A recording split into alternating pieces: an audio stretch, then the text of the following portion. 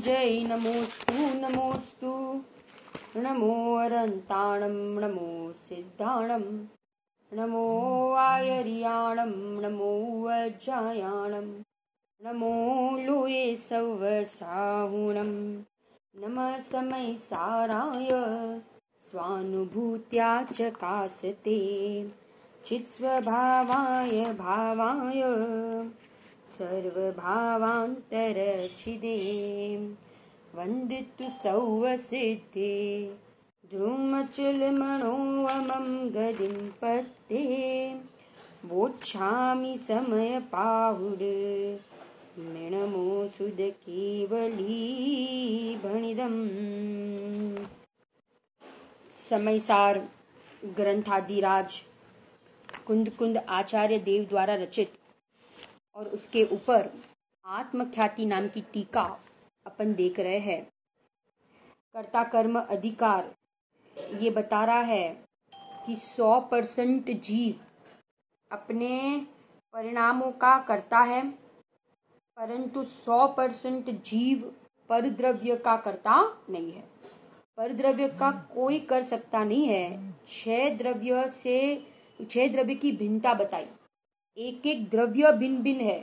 जीव पुद्गल का कुछ ना करे, पुद्गल जीव का कुछ ना करे। अनंत तीर्थंकरों ने स्वतंत्रता का मार्ग बताया है।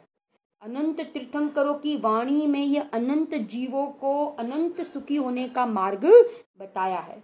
ये बता रहे हैं कि सब अपने अपने परिणाम के करता है, परंतु परद्रव्य का करता कोई नहीं है।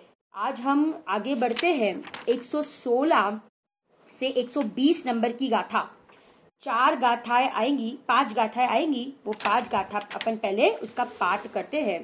अभी देखो, हवे सांख्य मत ऊपर उत्थानिका में लिखा है कि हवे सांख्य मत अनुयायी शिष्य प्रति पुद्गल द्रव्यનું परिणाम स्वभावपणું सिद्ध करे छे।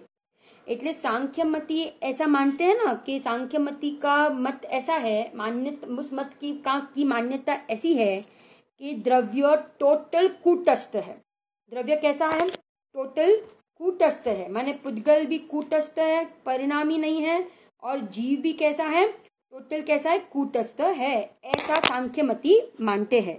परंतु उसका निषेध करते हुए आचार्य तर्क और युक्ति से प्रश्न उठाकर यहाँ पे समाधान कराते हैं कि देखो, पहले अपन गाथा का पाठ करते हैं। ऐसे सांख्यमती के मत का निराकरण किया। सांख्यमती के मत का निराकरण कर रहे हैं क्योंकि वे तो ऐसा मानते हैं। देखो, अर्थ नीचे लिखा ना, अर्थात सांख्यमती प्रकृति पुरुष ने, प्रकृति એટલે પુદ્ગલ કર્મ અને પુરુષ ને એટલે આત્મા ને। કઈ ગાથા નંબર આપણે 116 થી 120, 113 થી લઈને આપણે 115 આપણે ગઈકાલે કર્યું ને। अच्छा, ओके, राइट। यहाँ पे क्या कहते हैं? देखो, सांख्यमती प्रकृति અને પુરુષ એટલે આત્મા અને પ્રકૃતિ એટલે કર્મ अपरिणामी माने छे तेने समझावे छे। ते बन्ने अपरिणामी छे, दोनों कूटस्थ है, कोई कुछ भी करते नहीं है, परिणमन स्वभाव ही नहीं है। ऐसा कौन मानते हैं? सांख्यमती मानते हैं। तो उनके मत का निराकरण करते हैं। अब गाथा का पहले पाठ करते हैं। जीवमा स्वयं नहीं बद्ध न स्वयं कर्म भावे परिणमे तो एवं पुद्गल द्रव्य आ परिणम नहीं न बने। अरे जो वर्गणा कर कर्मण तणी नहीं कर्म भावे परिणमे संसार नोज अभाव अथवा समय सांख्य तणो ठरे। जो कर्म भावे परिणामावे जीव पुद्गल द्रव्य ने क्यम जीव तेने परिणामावे। जे स्वयं नहीं परिणामे स्वयमेव पुद्गल द्रव्य वळी जो भावे परिणमे जीव परिणामावे कर्मने कर्मत्वमा मिथ्या बने। पुद्गल द्रव्य जे कर्म परिणत निश्चये कर्मज बने ज्ञानावरण इत्यादि परिणत तेज ताणो तेहने तेज जाणो तेहने। हाँ ख्याल है ये 5 गाथा अपन ने देखी है, 5 गाथा 116 से 120। अब देखो इसका अपन पहले टीका पढ़ते हैं। टीका गाथा आ पुद्गल द्रव्य जीव માં स्वयं બંધાયું નથી। આ પુદ્ગલ દ્રવ્ય જીવમાં સ્વયં બંધાયું નથી અને કર્મ ભાવે स्वयं परिणमતું નથી एम जो मानवामा आवे। क्या कहा? पहले तो जो ऐसे जो मानते हैं ना, क्या मानते हैं कि पुद्गल द्रव्य जीव में स्वयं बंधाયું નથી અને કર્મ ભાવે स्वयं परिणमતું નથી। જો એમ માનવામાં આવે તો તે अपरिणामी ठरे छे। कौन अपरिणामी ठरे छे? पुद्गल अपरिणामी ठरશે। कर्म कैसे होंगे? अपरिणामी, एकदम कूटस्थ। माने अगर वो स्वयं जीव से नहीं बंधते हैं तो, अगर वो स्वयं जीव से नहीं बनते हैं तो बराबर, कर्म भाव स्वयं नहीं परिणमते, कार्मन वर्गना कर्म भाव से स्वयं नहीं परिणमते, तो फिर वो कर्म कैसे ठहरेंगे? कर्म टोटल अपरिणामी ठहरेंगे। कर्म कैसे ठहरेंगे? अपरिणामी ठहरेंगे। અને કાર્મન વર્ગડાઓ કર્મ ભાવે નહીં પરિણમતા સંસારનો અભાવ ઠરશે अथवा सांख्य मतनो प्रसंग आवશે। पहले तो इतना कर्म के लिए बताया। क्या बताया? कि कर्म जो जीव में स्वयं ना बंधाया, कर्म भावे स्वयं न परिणमे, तो પછી ये कार्मन वर्गना जो कर्म भावे ना परिणमे ना, तो फिर संसार का ही अभाव हो जाएगा। किसी को कर्म बंधन ही नहीं होगा। और ये कर्म बंधन कब से है? अनादि काल से है ना। तो फिर संसार सिद्ध नहीं होगा ना। सब अनादि से कैसे सिद्ध होंगे? मुक्त ही सिद्ध होंगे। फिर पर्याय में ये जो संसार है, मोह राग द्वेष के परिणाम है ना, ये सब कुछ भी घटित नहीं होगा, ये कुछ भी सिद्ध नहीं होगा, ऐसा ये कह रहे हैं। बराबर। तो सांख्य मतनो प्रसंग आवશે। पुद्गल कर्म केवू ठरશે? अपरिणामी ठरશે, कूटस्थ थશે। कोई क्रिया ज, कोई परिणमन ही नहीं हो रहा है, बस कूटस्थ अपरिणामी ही सिद्ध होगा, ऐसा है नहीं। પછી હવે देखो आगे नीचे कहते हैं, वળી जीव पुद्गल द्रव्य ने कर्म भावे परिणमावे। जीव अगर पुद्गल द्रव्य ने कर्म भावे परिणमावे छे एम मानवामां आवे तो एक प्रश्न थाय छे। बराबर। पहले तो अगर आप कहते हो कि पुद्गल द्रव्य स्वयं नहीं परिणमते, स्वयं जीव के साथ नहीं बनते, तो फिर कर्म कैसे ठहरेंगे? कूटस्थ। बराबर। संसार का अभाव हो जाएगा और वे सब अपरिणामी ठहरेंगे। अब कहते अगर जीव पुद्गल द्रव्य ने करे, अभी जीव पुद्गल ने परिणमावे, तो फिर प्रश्न होता है। अब 2 प्रश्न खड़े करते हैं। बराबर। क्या प्रश्न खड़े करते हैं? कि स्वयं नहीं परिणमती। आपने पहले ही कहा कि पुद्गल द्रव्य तो कोई सांख्य मत को सामने तर्क से समझाते, माने तर्क से प्रश्न कर रहे हैं और उसका जो गलत फहमी है ना, जो मिथ्या मान्यता है, उसका निराकरण कर रहे हैं। आप कहते हो कि कूटस्थ है, अपरिणामी है, परिणमते नहीं है। बराबर। तो यहाँ पे कह रहे कि स्वयं नहीं परिणमती, वो वर्गणाओं स्वयं नहीं परिणमती है, तो ते वर्गणाओं चेतन आत्मा केम परिणमावी शके? वो स्वयं ही नहीं परिणमती, तो फिर वो जीव पुद्गल को करे, वो तो कैसे संभव है? जीव पुद्गल को कर ही नहीं सकता। अथवा जो पुद्गल द्रव्य पोतानी मेळे ज कर्म भावे परिणमे। શું કીધું? जो पुद्गल द्रव्य पोतानी मेळे ज कर्म भावे परिणमे, और वो अगर स्वयं कर्म भाव से परिणमता है, स्वयं कर्म भावથી પરિણમે છે, તો એમ માનવામાં આવે તો પછી જીવ કર્મ ને અર્થાત પુદ્ગલ કર્મ ને પરિણમાવે એમ કહેવું તો મિથ્યા છે, है ना। दो प्रश्न उठाकर उनका निराकरण कर दिया। क्या निराकरण कर दिया? कि एक तो पुद्गल द्रव्य अपरिणामी नहीं है, बराबर, और दूसरा कि जीव पुद्गल कर्म को करता नहीं है।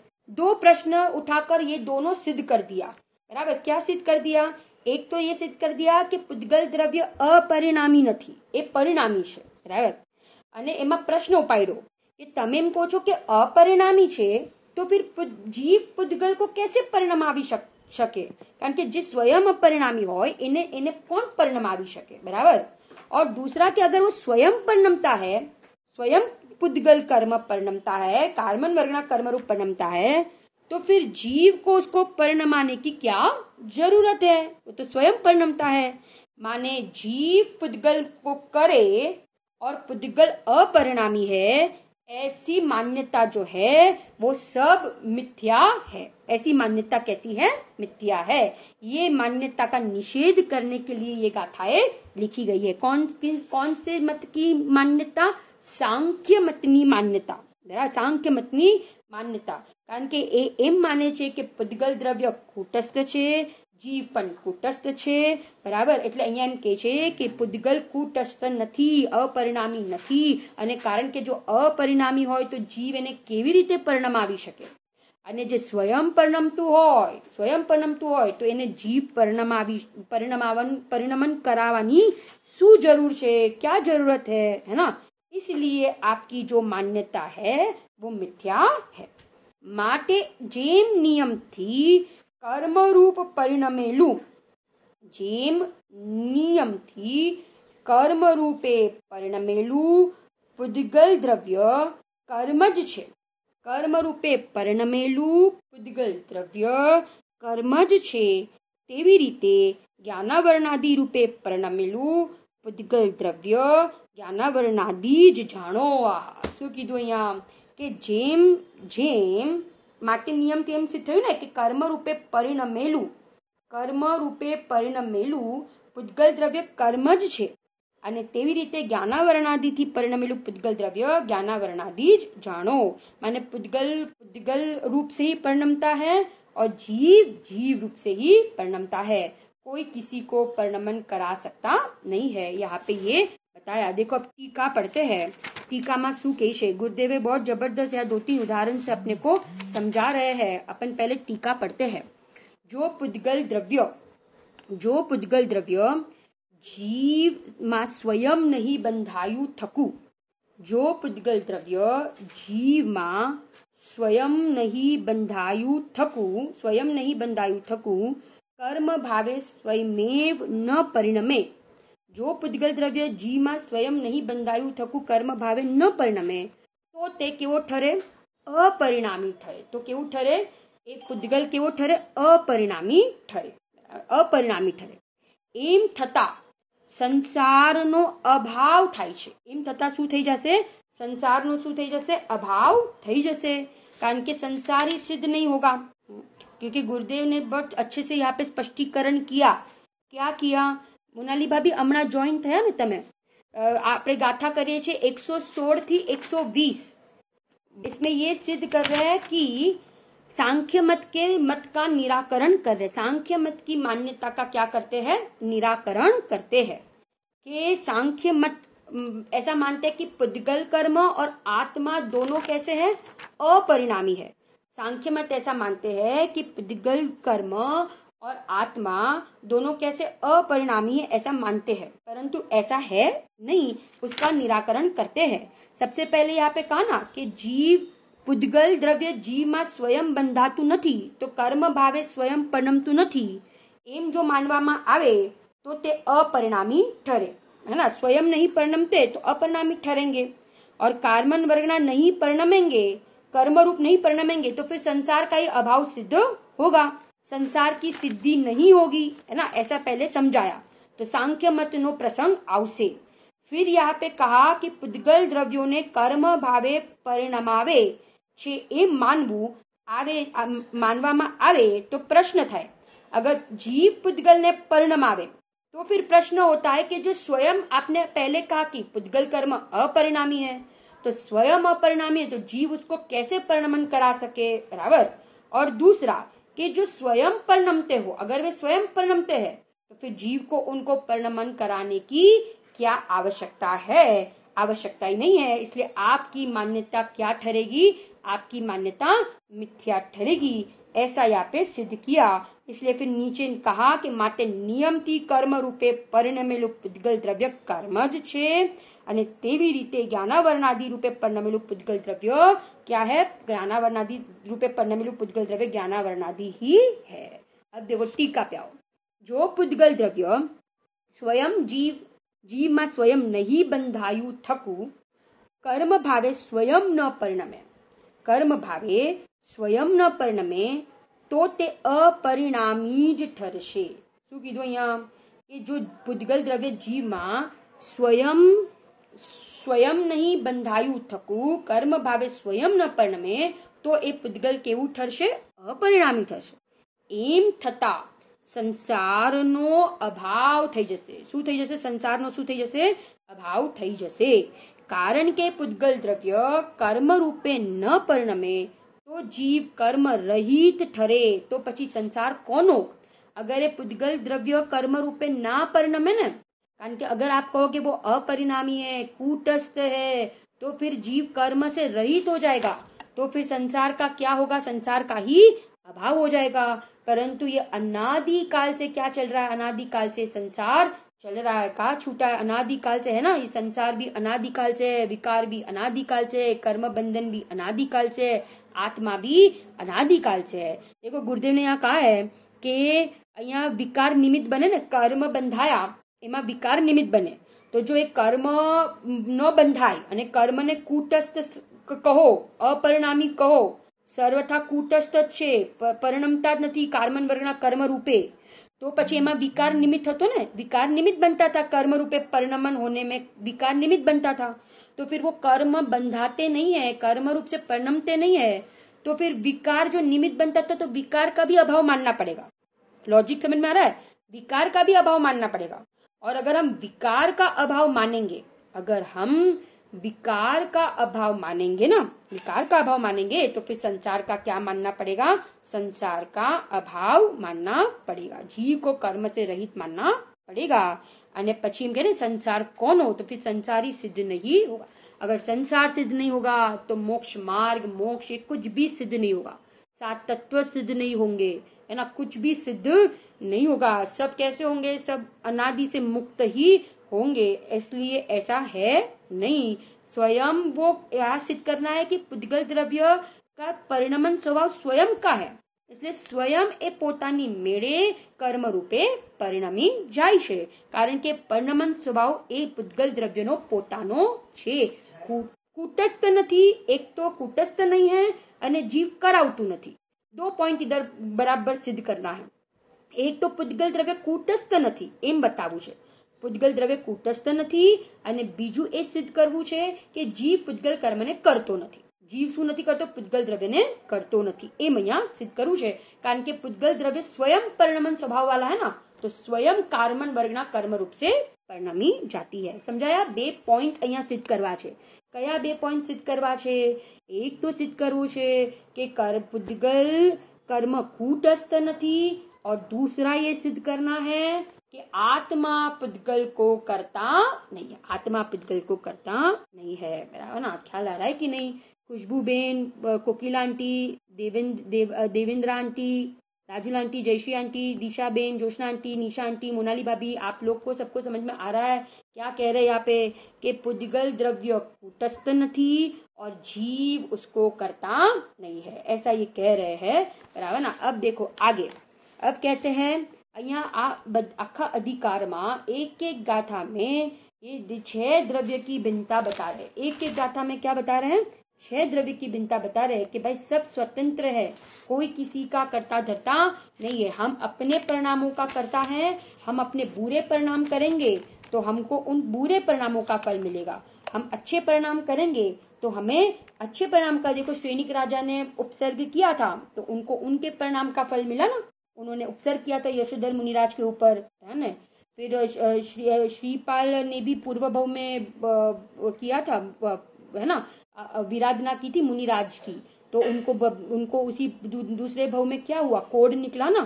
तो ये विराधना का फल सीता जी, अंजना सती जी पूर्व भव में ऐसे विराधना के परिणाम किए थे, तो उनको ऐसे परिणामों का फल मिला। तो यहाँ पे परिणामों का फल मिलता है, किसका? हम भी परिणामों को संभाले, क्योंकि परिणामों का फल मिले बिना रहता नहीं है। जहाँ मुनिराजों को, इतने ज्ञानी धर्मात्मा को पवित्र जीवों को कर्म का उदय नहीं छोड़ता है, तो हम तो किस खेती के मूली है ना। हम तो विषय कषाय आदि में है अभी, तो हमें तो बहुत सावधान रहने की जरूरत है, क्योंकि यहाँ पे कहना अनादि के ये विषय कषाय के संस्कार है, अनादि के ये मोराग देश के संस्कार है, ये मिथ्यात्व के गाढ़ संस्कार है। इसको बार बार वेद ज्ञान के अभ्यास के द्वारा इसको तोड़ना पड़ेगा।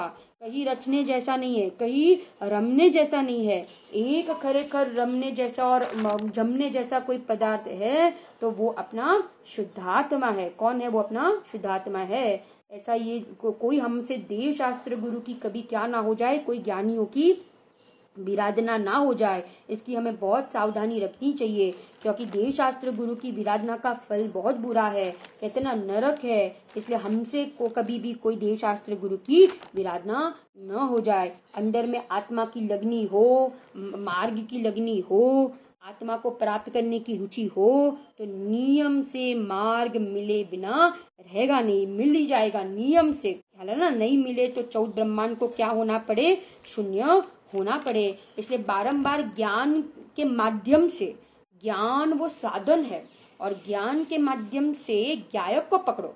ज्ञान के माध्यम से किसको पकड़ो? ज्ञायक को पकड़ो, क्योंकि ज्ञान साधन है और ज्ञायक साध्य है। ज्ञान साधन है और ज्ञायक क्या है? साध्य है। वैसे साधन के द्वारा साध्य दशा, साध्य ऐसा जो शुद्धात्मा है ना, उसकी हम उसको क्या करें? हम इसको पकड़ने का प्रयत्न करें, क्योंकि ज्ञान जो है वही ज्ञायक है, जो ज्ञान है वही ज्ञायक है ना। इसीलिए वहां पे भिन्नता नहीं है, अभिन्न है, तादात्म्य संबंध है। ज्ञान અને જ્ઞાયક વચ્ચે તાદાત્મ્યપણું છે। જ્ઞાન જ્ઞાયક ક્યારે છૂટા ન પડે। જે જ્ઞાન છે તે જ જ્ઞાયક છે। આ બાલ ગોપાલ બધાને ભગવાન આત્મા અનુભવમાં આવી રહ્યો છે। અનુભૂતિ કરनी नहीं है, अनुभूति हो रही है, ऐसा निर्णय करना है। મને અનુભૂતિ થઈ જ રહી છે, મને અનુભવ સ્વરૂપી ભગવાન આત્મા અનુભવમાં આવી જ રહ્યો છે, એવો જ્યાં निर्णय થાય तो यहाँ पे पर्याय में अनुभूति हुए बिना रहेगी नहीं। आहा, है ना। क्या कहते देखो, अब आगे कहते हैं संसारનો અભાવ સિદ્ધ થશે।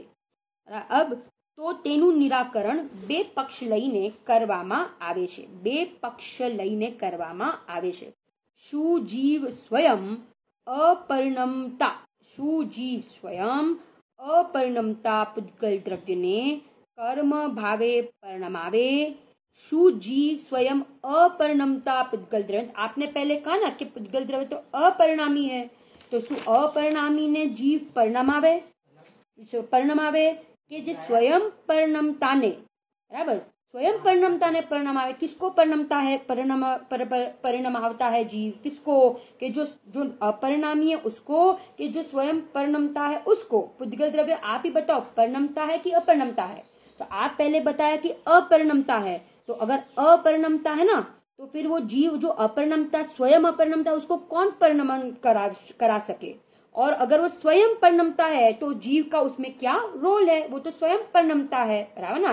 इसलिए जीव परिणमता भी नहीं है, माने पुद्गल द्रव्य को परिणमाता भी नहीं है, और पुद्गल द्रव्य अपरिणामी भी नहीं है। 2 पॉइंट इधर बराबर सिद्ध करना है कि पुद्गल द्रव्य अपरिणामी भी नहीं, हाँ लेवा है ना, द्रव्यत्व गुण के कारण से ये हर 6 द्रव्य क्या हो रहे हैं? 6 द्रव्य का परिणमन हो रहा है। कि कौन से गुण के कारण? द्रव्यत्व गुण के कारण, हो रहा है ना। मैंने 2 पॉइंट इधर जबरदस्त यहाँ पे सिद्ध करने हैं कि एक तो पुद्गल द्रव्य अपरिणामी नहीं है, और दूसरा कि जीव पुद्गल को परिणमावता नहीं है, क्योंकि वे स्वयं परिणमनशील स्वभाव वाले हैं। अब यहाँ देखो क्या कहते हैं। प्रथम, स्वयं अपरिणमता ने पर वडे परिणमावी शकाय नहीं। पर वडे એટલે जीव वडे, यहाँ पर माने जीव, पुद्गल की अपेक्षा जीव हो गया पर, पुद्गल की अपेक्षा जीव हो गया क्या हो गया? पर।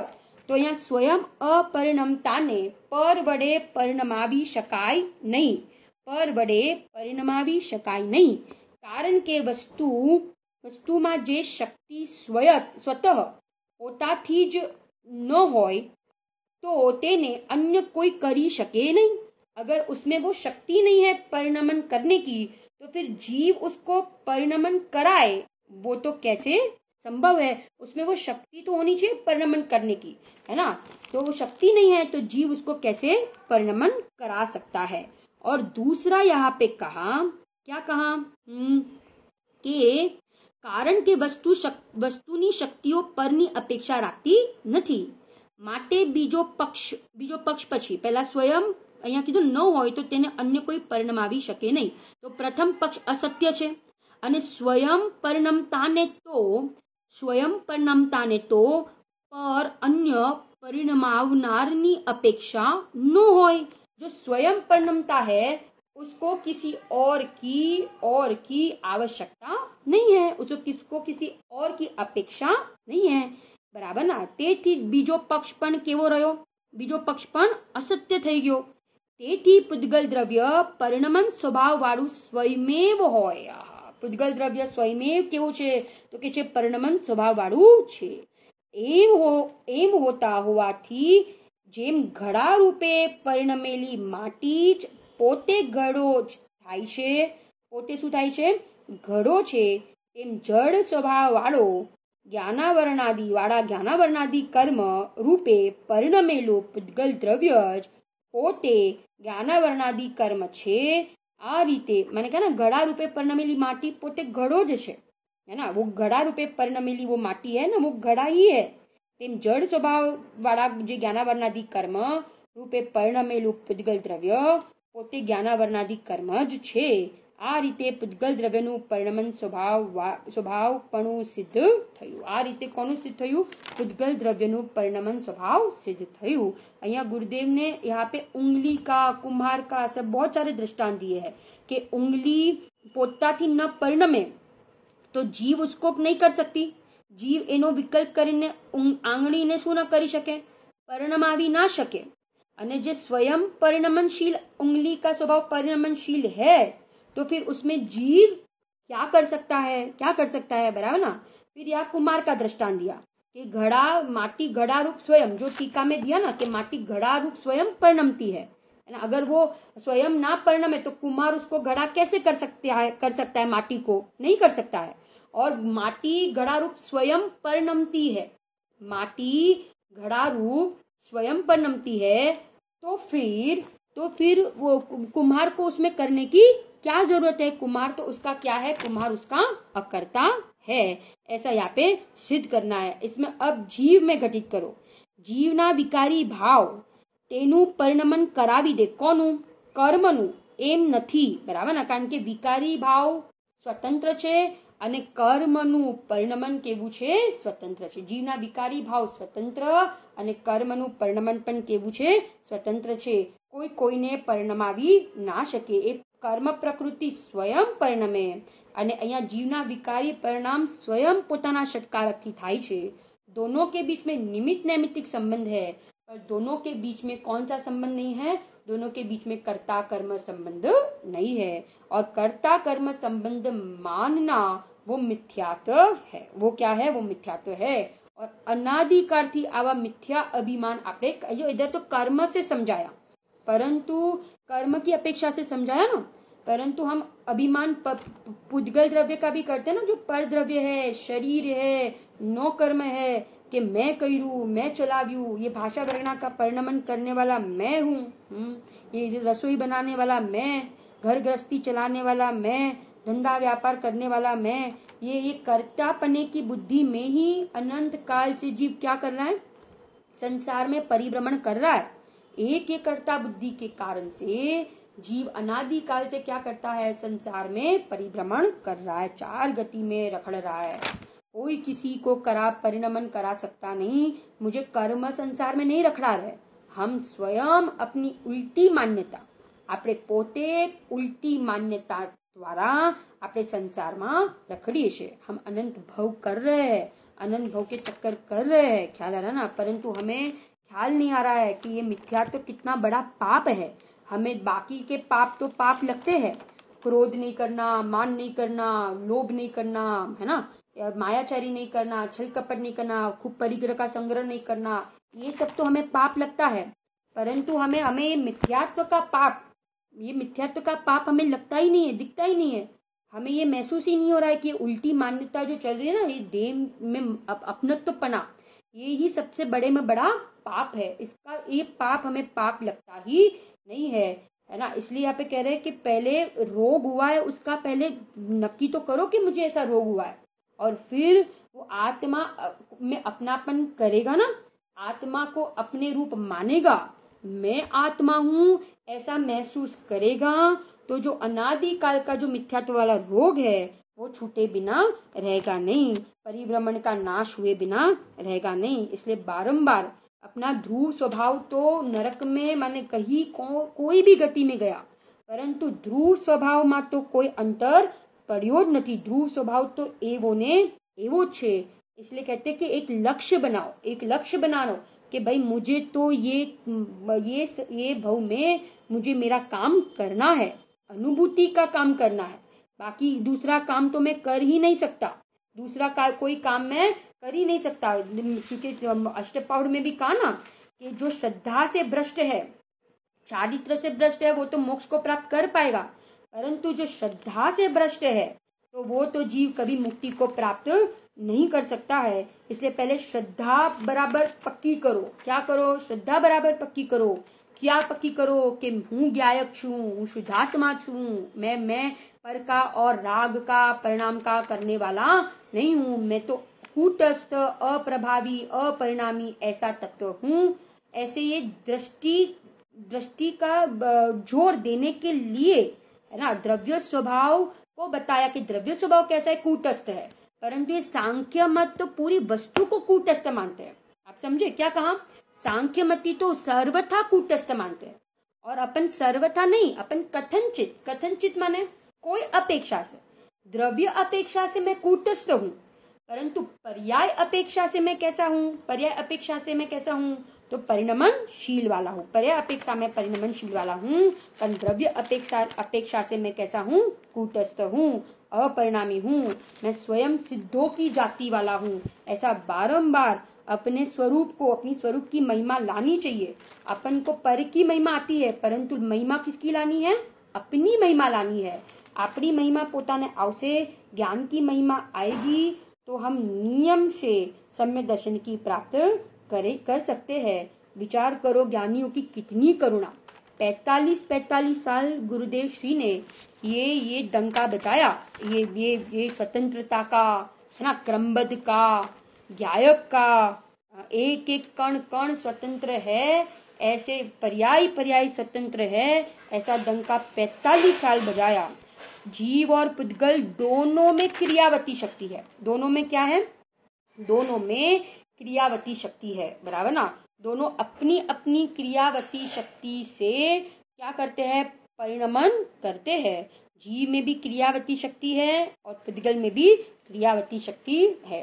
6 द्रव्य में से 2 द्रव्य में क्रियावती शक्ति है। गुरुदेव कहे मोटर चाले छे पण स्वयंनी योग्यताथी चाले। पेट्रोल से मोटर चलती है ऐसा 3 काल में संभव नहीं है, क्योंकि 2 पुद्गल के बीच में भी अभाव है। कौन सा अभाव? अन्योन्याभाव। 2 पुद्गल वच्चे पण कयो अभाव छे? अन्योन्याभाव छे। तो પછી जीव અને पुद्गल एक थाय, जीव पुद्गल का कुछ करे तो कहते वो तो मिथ्यात्व छे। ये तो શું છે? मिथ्यात्व छे। એવું માનવું मिथ्यात्व छे। जीव ने पुद्गल में कुछ किया नहीं और पुद्गल ने जीव में कुछ किया नहीं। ऐसा जबरदस्त ये हमें ये 116 से 120 नंबर की गाथा में इधर तर्क से समझाया। 2 तर्क दिए। क्या 2 तर्क दिए?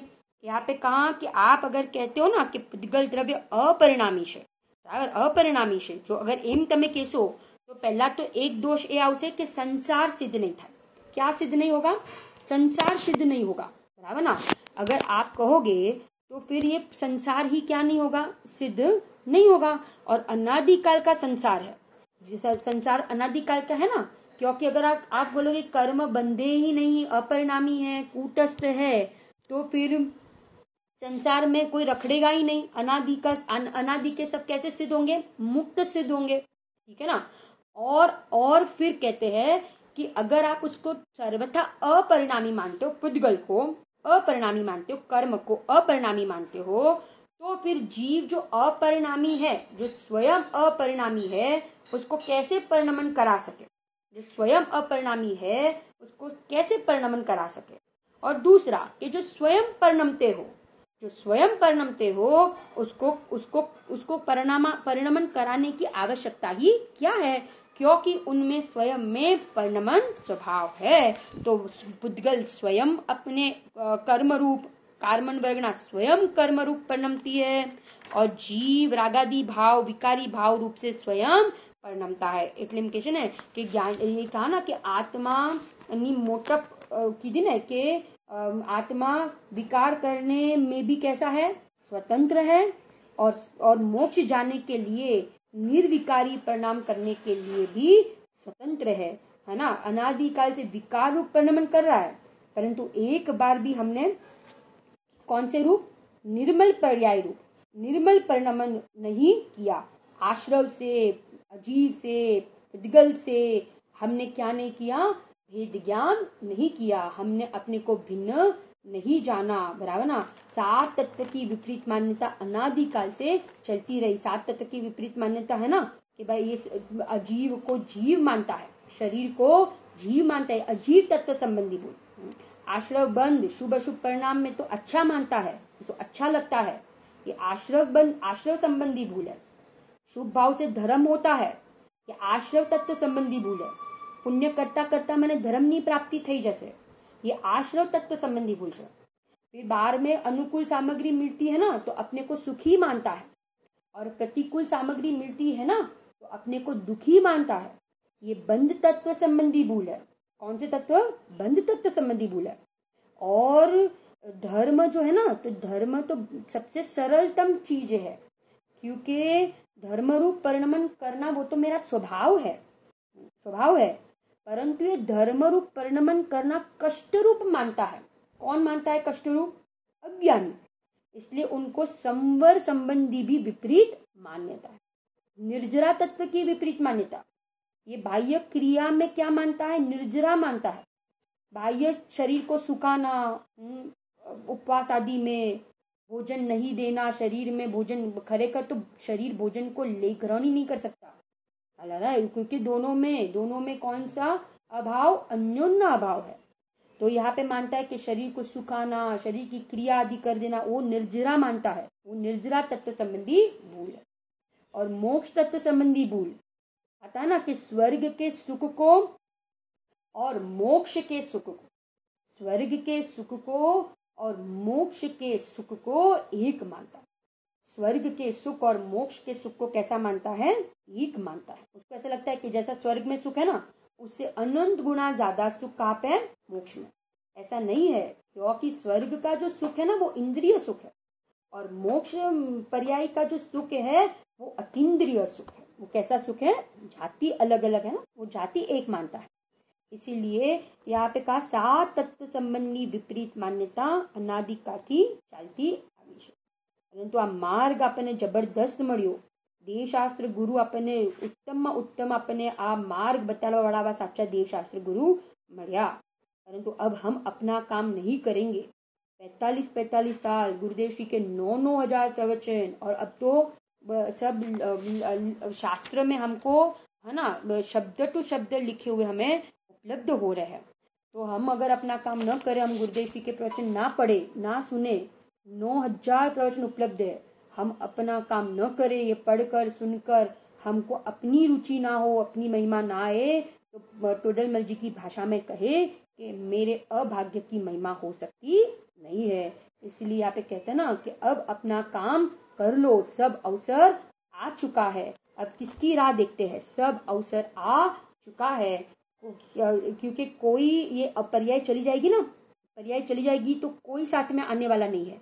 शरीर ही साथ में नहीं आएगा तो फिर घर कुटुंब परिवार की तो क्या बात करें, ये सब छूट जाने वाले हैं, है ना। ये कोई काम नहीं आएगा, कोई साथ में नहीं आएगा। उसके पहले हम क्या कर ले, ये पर्याय छूटे ना। गुरुदेव कहता था ना कि देह छोड़ी ने मने जाए, देह मुझे छोड़कर जाए, उसके पहले मैं देह को छोड़ दूं। देह मने छोड़ी ने जाए एनी पहला हूँ देह ने छोड़ी दो। बराबर, मैं इस देह को छोड़ दूं, इसका नाम ही पुरुषार्थ है, इसका नाम सम्यक दर्शन है।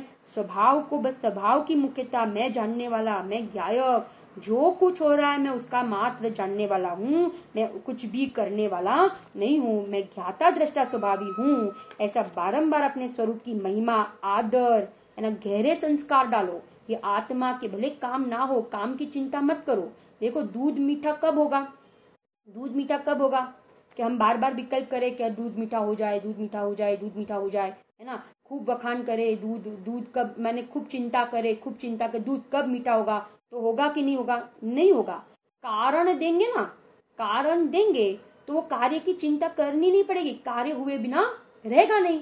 हम उस दूध में शक्कर डालेंगे ना, दूध में शक्कर डालेंगे, फिर वो मीठा हुआ कि नहीं, हुआ कि नहीं, तो क्या ऐसे विचार ही नहीं करना पड़ेगा, वो नियम से मीठा होगा। ऐसा यह कहते हैं कि यथार्थ कारण देंगे तत्व निर्णय का, हूँ परमात्मा छू एम नक्की करसू, तो वो कार्य अतीन्द्रिय आनंद ज्ञान का कार्य, ज्ञान का परिणमन हुए बिना रहेगा नहीं। એટલે કે પૂજ્ય બેન જે વચનામૃતમાં કીધું છે ને કે જેવું કારણ આપશું એવું કાર્ય થશે, જેવું કારણ, जैसा कारण देंगे वैसा कार्य होगा। एक एक मंत्र आपने जबरदस्त મળ્યા છે। कारण, हाँ, कारण अनादि की शोध्यो नहीं तो कार्य प्रगट के मठाय, कारण कार्य अभेद थाता अतीन्द्रिय आनंद बहे, द्रव्यमा पर्याय ढड़े, द्रव्यमा पर्याय ढड़े। कारण यथार्थ देंगे तो कार्य अवश्य होगा, होगा और होगा।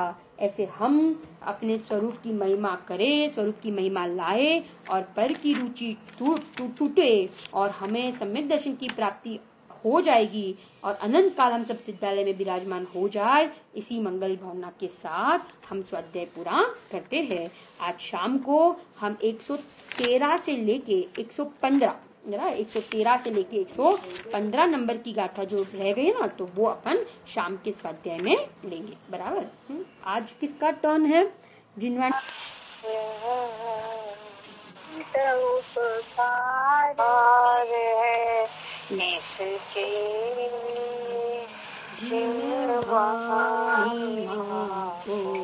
वंदनाशत